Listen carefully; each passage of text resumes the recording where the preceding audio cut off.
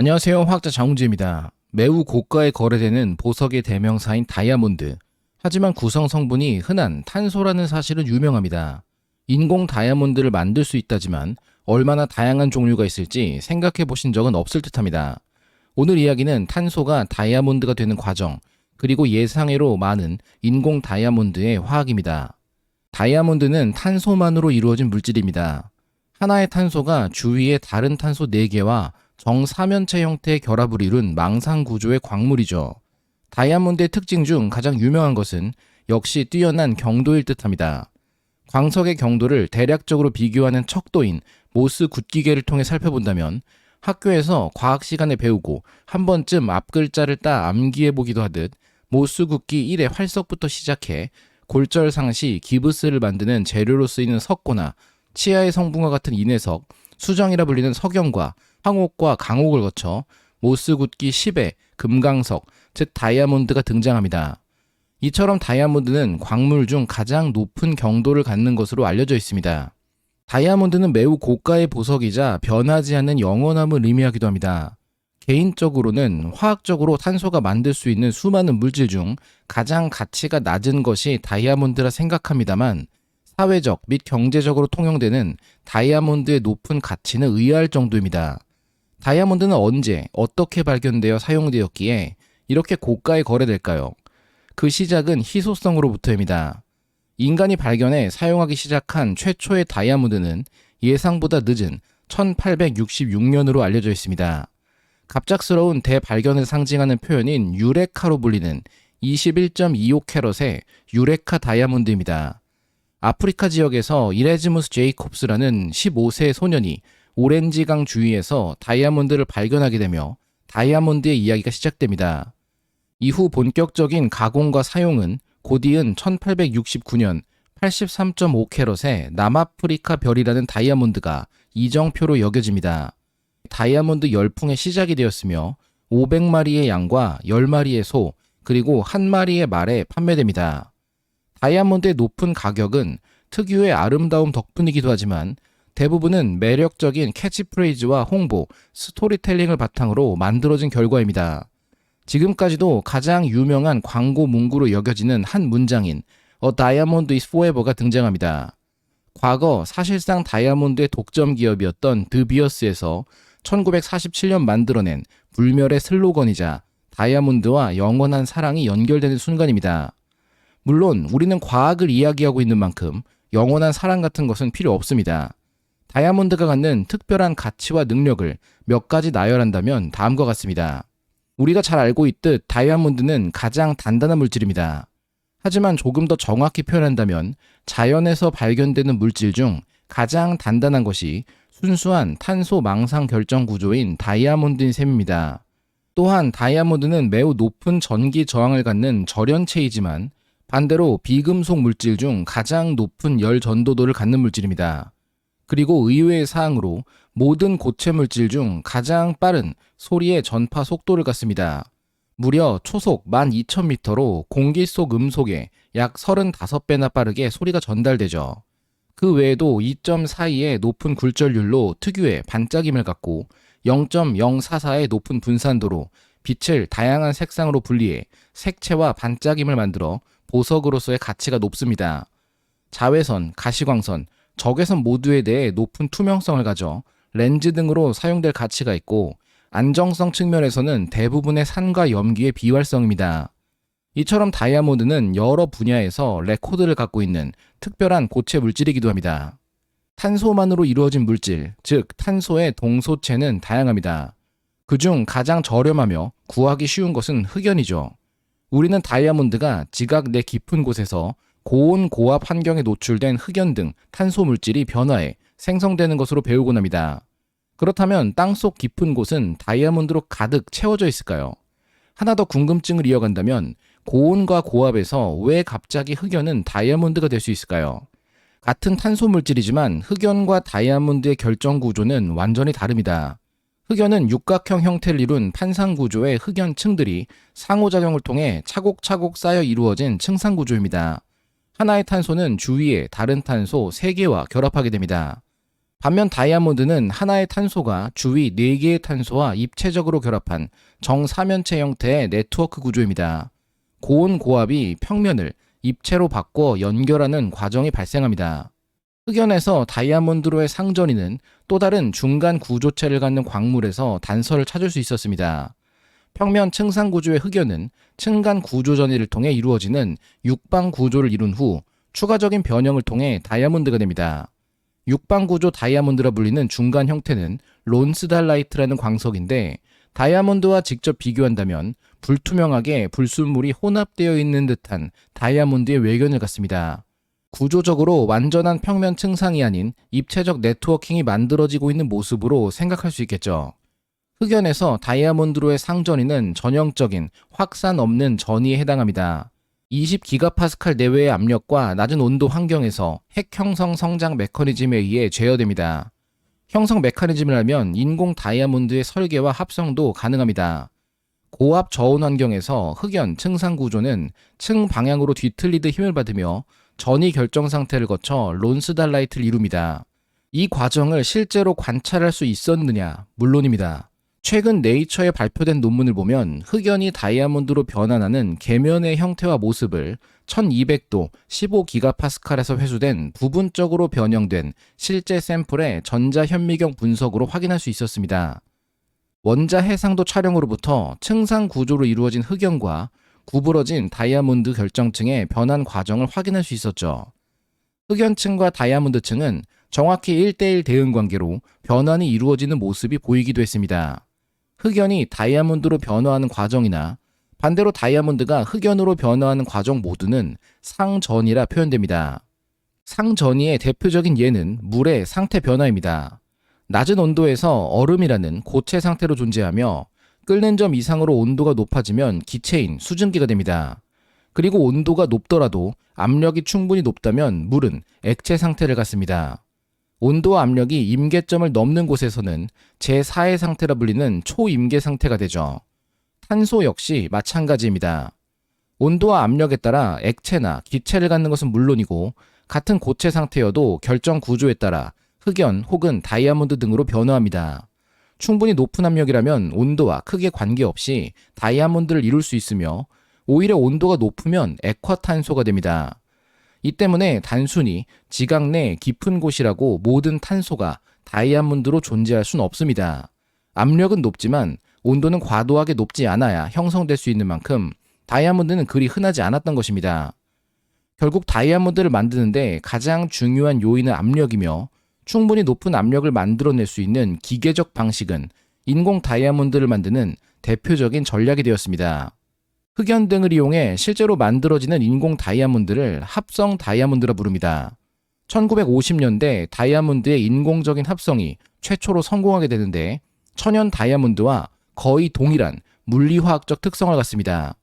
보통 두 가지 방식으로 만들어지는데 그중 하나는 HPHT라 줄여 부르는 고온 고압 공정입니다. 성장시키기 위한 다이아몬드 씨앗을 넣고 자라날 다이아몬드의 결정 형태와 같은 모루로 사방에서 압력을 가해 원석을 만들어내는 방식입니다.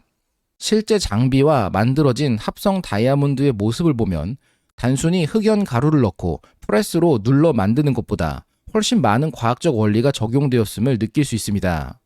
또 다른 방식은 화학 기상 증착법으로서 기체 상태의 화학 원소 혹은 분자를 표면으로 쏘아내 자라나도록 하는 방식입니다. 반도체 공정 등 다양한 분야에서 흔히 사용되는 기법으로 다이아몬드의 합성에도 사용됩니다. 얼마 전 발표되었던 대기압 조건인 1기압에서 다이아몬드를 합성하는 연구가 큰 이슈가 되었던 것처럼 다이아몬드를 합성하는 것은 매우 높은 에너지의 반응 조건이 필요하기 때문에 중요하게 연구됩니다. 우리 기대만큼 커다란 다이아몬드 결정을 만드는 것은 아직 어렵지만 액체 금속인 갈륨을 사용해 탄소들이 연결되어 다이아몬드를 인공적으로 만들어낼 수 있다는 발견은 흥미롭습니다. 주위에서 판매되는 머리핀이나 목걸이, 반지 등 장신구들을 보면 다이아몬드처럼 보이는 보석이 박혀 있지만 예상외로 저렴한 제품들도 많습니다. 우리는 이를 인공 다이아몬드가 사용된 제품이라 생각하며 큐빅이라는 대명사로 표현하지만 실제로는 유사 다이아몬드로 구분되어야 합니다. 탄소가 아닌 완전히 다른 물질인 큐빅 지르코니아에 해당하며 그 명칭 때문에 큐빅이라 줄여 부르고 있기 때문입니다. 우리가 살펴본 다이아몬드의 구조는 다음과 같았습니다. 어찌 보면 피라미드나 첨탑과 같은 모습으로 생각되지만 이 역시 관점을 바꾸면 주사위와 같은 입방체를 의미하는 큐빅 구조로 설명됩니다. 결정 구조는 반복적으로 나타나는 형태를 가장 간단한 단위로 표현하는 방식을 사용하기 때문에 하나의 구조를 바라보는 방향에 따라 표현이 달라질 수 있습니다. 다이아몬드 구조는 주사위 모양의 기본 틀에 4개의 탄소가 중간중간 정해진 위치에 연결되어 있는 모습입니다.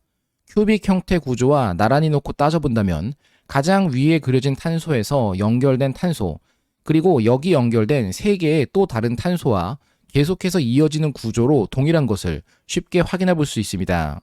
이와 같은 입방 구조를 유사하게 갖는 물질이 바로 큐빅 지르코니아입니다. 지르코니아라는 단어는 2가지 부분으로 나눠 구성 원소와 형태를 이해할 수 있습니다. 앞부분의 지르콘은 지르코늄이라는 금속 원소를 의미하며 IA로 끝나는 전미어는 금속 산화물을 뜻합니다.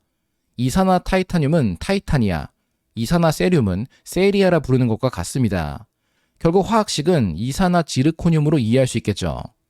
이산화 지르코늄이 가질 수 있는 몇 가지 구조 중 큐빅 구조에 해당하는 것이 모조 다이아몬드라 흔히 부르는 큐빅 지르코니아입니다. 금속 원소가 사용된 만큼 다이아몬드에 비해 밀도가 매우 높으며 경도는 더 낮다는 것이 특징입니다. 큐빅 지르코니아는 1970년대부터 상업화되었습니다. 가격면에서 다이아몬드에 비해 저렴하지만 유사하게 보이기 때문에 대체재로 널리 사용됩니다. 문제는 다이아몬드는 영원하다 광고되었지만 큐빅 지르코니아는 영원하지 않다는 것입니다. 시간이 지나면 광택이 사라져 탁한 유리 조각처럼 변하게 됩니다.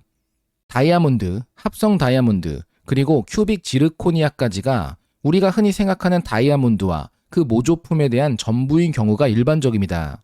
하지만 그 외의 다이아몬드들과 이름은 들어봤을지라도 모조 다이아몬드로 사용되는지는 몰랐을 또 다른 몇 가지를 소개합니다. 첫 번째는 모아사나이트입니다. 큐빅 지르코니아와 함께 놓인 모습을 봐도 조금 더 다이아몬드에 가까운 특징임을 눈치챌 수 있죠. 모아사나이트라는 이름에서 알 수 있듯 이 광물은 프랑스의 화학자이자 플루오린을 최초로 분리하는 데 성공했고 전기로의 발명으로 1906년 주귤표의 아버지 멘델레예프를 제치고 노벨 화학상을 수상했던 앙리 무아상에 의해 최초로 발견된 물질입니다. 무아상은 미국 애리조나주 코코니코 카운티에 형성된 베린저 충돌구인 캐년 디아블로에서 암석 샘플을 조사하던 중 이 광물을 처음 발견하게 됩니다. 쉽게 예상할 수 있듯 운석 충돌은 지구에서 일반적으로 발견되지 않는 다양한 광물이 형성될 수 있는 환경을 만들게 됩니다. 무아상은 다이아몬드로 착각되는 반짝이는 결정을 얻었으며 이 물질이 순수한 탄소가 아닌 같은 14족 원소들로 이루어진 탄화규소임을 확인합니다. 무아상이 고온의 반응로인 전기로 발명가이기도 했기에 이를 합성하려 시도했지만 반복적인 성공을 거두지는 못했고 1990년대에 들어서서야 비로소 생산이 가능해졌습니다. 모수극기 9.5 내외의 매우 단단한 물질이며 광채가 다이아몬드에 비견되어 새로운 모조 다이아몬드로 인기가 많은 물질입니다. 합성은 랠리법을 통해 이루어지는데 탄화규소를 2500도 이상의 온도로 가열해 표면에서 성장시키는 화학기상 증착법입니다. 화이트 사파이어도 모조 다이아몬드로 사용됩니다. 흔히 새파란 색상의 보석을 사파이어라 이야기하지만 어떤 금속 원소로 도핑되었는가에 따라 보석의 색상은 달라지게 됩니다. 화이트 사파이어는 순수한 산화 알루미늄 결정 형태를 할 수 있습니다. 고대부터 사용되었던 광석이며 현재는 비교적 쉽게 합성할 수 있는 보석류입니다. 산화 알루미늄의 모스 경도는 9에 해당해 강옥의 한 종류입니다. 가격이 저렴하다는 장점이 있지만 굴절률이 낮아 빛을 다이아몬드만큼 효과적으로 반사시킬 수는 없어서 반짝임이 덜합니다. 무엇보다 다이아몬드가 산과 염기에 대해 안정성이 높던 것과 달리 화이트 사파이어도 대부분의 산염기를 버티긴 하지만 유독 불산, 즉 플루오리나 수소산에 취약합니다. 플루오리나 알루미늄이라는 불용성의 백색 가루로 변해 광채를 잃거나 녹아 사라집니다. 화이트 사파이어 외에도 루비나 사파이어 등 강옥류는 모두 플루오리나 수소산에 취약하니 재산을 날리고 싶지 않다면 주의하시기 바랍니다. 이것도 다이아몬드 대신 쓰이고 있었나 싶은 물질, 바로 야그입니다. 이트리움 알루미늄 가넷의 줄임말인 야그는 3개의 이트리움과 5개의 알루미늄, 그리고 12개의 산소 원자로 이루어진 결정 격자를 갖는 소재입니다. 산화 알루미늄은 화이트 사파이어에서도 살펴본 만큼 이해할 수 있지만 야그에서 이트리움의 역할은 도대체 무엇일지 궁금하신 적 없으신가요? 이트리움은 매우 중요한 작용들을 하는데 첫째로 결정 격자의 안정화입니다. 3주기 금속 원소인 알루미늄이나 2주기 비금속 원소인 산소에 비해 5주기 금속 원소인 이트리움은 비교적 큰 직경을 갖습니다. 이를 바탕으로 구조의 균형을 맞추고 안정성을 유지해 고온 및 고스트레스 조건에서도 작동이 가능하도록 돕습니다. 또한 이트리움은 다른 종류의 히토류 이온의 도핑에 적합한 환경을 만들어줍니다. 예를 들어 타이타늄이 도핑되면 파란색이, 세륨은 노란색, 유로늄은 붉은색, 네오디뮴은 보라색 결정을 만들며 어뷸이나 털뷸, 크로뮴, 홀뮴, 이터뷴 등도 제각기 다른 색상의 야그를 만듭니다. 이들은 레이저 결정체로 사용 가능하며 특히 ND 야그가 유명하죠. 1064나노미터의 적외선 레이저와 세컨 하모닉에 의한 532나노미터 초록색 레이저의 결정체로 쓰입니다. 야그는 1960년대 레이저와 산업용 용도로 개발되어 처음 합성되었는데 높은 경도와 투명성을 가져 다이아몬드 대체제로도 사용되고 있습니다. 이와 유사한 또 다른 결정체가 바로 GGG입니다. 또 다른 히토리 원소인 가돌리늄과 무독성 액체 금속으로 유명한 갈륨으로 이루어진 가넷의 일종입니다.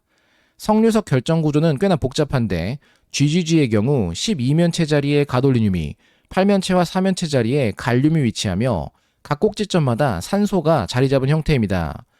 역시나 다른 종류의 금속으로 도핑하면 색상을 바꿀 수 있는데 예를 들어 알루미늄이 혼합되면 노란색을 갖습니다. GGG 역시 1960년대 처음 합성되었으며 재미있게도 초크랄스 기법을 통해 만들게 됩니다. 초크랄스 기법은 용융 환경에서 결정질 물질을 키워내는 방식인데 현재 반도체의 핵심 재료인 단결정 규소를 만드는 방식입니다. GGG 역시 외견이 천연 다이아몬드와는 미묘하게 다르지만 모조 다이아몬드로도 사용되고 있습니다. 모든 다이아몬드가 무색 투명한 것은 아닙니다. 호프 다이아몬드라는 유명한 보석은 진한 푸른색의 다이아몬드입니다. 물론 보석의 종류만큼이나 다양한 색상이 있지만 이 차이가 만들어지는 것은 미량 함유되는 불순물의 역할입니다. 모스경도 9의 강옥이 대표적인 사례입니다. 순수한 산화 알루미늄 결정은 화이트 사파이어로 무색 투명했었지만 철과 타이타늄이 함유되면 파란색이, 니켈은 노란색, 크로뮴은 루비라 부르는 붉은색의 강옥이 됩니다. 코발트는 녹색, 바나듐은 자주색, 그리고 크로뮴과 니켈이 함께 혼합되면 파파라차라는 강옥이 되죠. 하지만 다른 모든 광석들이 복잡한 조성과 불순물의 범위를 갖는 것에 비해 다이아몬드는 탄소만으로 이루어져 거의 대부분 무색 투명합니다. 탄소들이 단단히 결합한 구조인 만큼 큰 금속 이온은 불순물로 들어오기도 매우 어려운 상황입니다. 하지만 탄소와 크기가 비슷한 다른 주위 원소들은 어떨까요? 질소가 불순물로 일부 함유되면 노란색 다이아몬드가, 호프 다이아몬드와 같이 붕소가 함유되면 파란색이 됩니다. 핑크 혹은 붉은색 다이아몬드는 고온 고압 환경에서 격자 뒤틀림이 발생한 경우고, 녹색은 지각 내에서 방사선에 노출되었을 때 만들어집니다. 간혹 보이는 연보라색 다이아몬드는 수소가 유입되며 격자 뒤틀림이 발생한 경우입니다. 이처럼 다이아몬드도 도핑이 가능하며 이로부터 다이아몬드의 활용 가능성은 더욱 커집니다. 하나 아쉬운 말씀을 드리자면 다이아몬드는 워낙에 안정해서 폭탄을 만드는 재료가 될 수 없습니다. 하지만 반대로 폭발물을 터뜨려 다이아몬드를 만드는 것은 실제로 가능합니다. 합성되는 매우 작은 나노 다이아몬드는 튼튼한 금속 챔버 속에서 폭발물을 터뜨려 만들어지곤 합니다. 주 재료는 두 가지로 질소 도핑을 한 번에 할 수 있도록 TNT 그리고 온갖 고폭탄의 핵심 재료인 RDX를 6대4로 혼합해 터뜨리면 됩니다. 이로부터 5나노미터 결정 크기의 나노 다이아몬드를 손쉽게 만들 수 있죠. 합성된 나노 다이아몬드는 매우 작은 다이아몬드 결정 형태를 갖습니다. 작은 만큼 특정한 용액에 분산시켜 사용할 수 있는데 광 구조를 형성하기도 하고 표면 개질 방식에 따라 형광빛을 만들어내기도 합니다. 모조 다이아몬드였던 탄화 규소 물질 모아사나이트로 다이아몬드 겉을 감쌀 수도 있고 금속 이온이나 유기물로 표면을 개질할 수도 있습니다. 나노 다이아몬드와 표면화 기술은 아주 작은 약물 전달 도구나 이미징 전달 물질로 사용될 수 있도록 해 이제는 다이아몬드도 단순한 보석이 아닌 첨단 과학 분야에서 유용하게 활용됩니다. 결론입니다. 다이아몬드는 경도, 열 전도도, 음속 등 여러 분야에서 현존하는 최고의 재료로 볼 수 있습니다. 물론 탄소로 만들 수 있는 물질 중에서는 가성비가 가장 안 좋긴 합니다. 흔히 인조 다이아몬드라 이야기되는 큐빅은 이산화지르코늄의 입방 결정 구조 물질에 해당해 탄소 동소체인 다이아몬드와는 전혀 아무런 관계도 없습니다. 우리는 무색 투명하며 빛나는 보석을 흔히 다이아몬드로 인식하는 만큼 합성 다이아몬드를 넘어 이산화지르코늄, 탄화규소, 산화알루미늄, 이트륨 알루미늄 가넷과 가돌리늄 갈륨 가넷 등이 모조 다이아몬드로 은근슬쩍 사용되고 있습니다.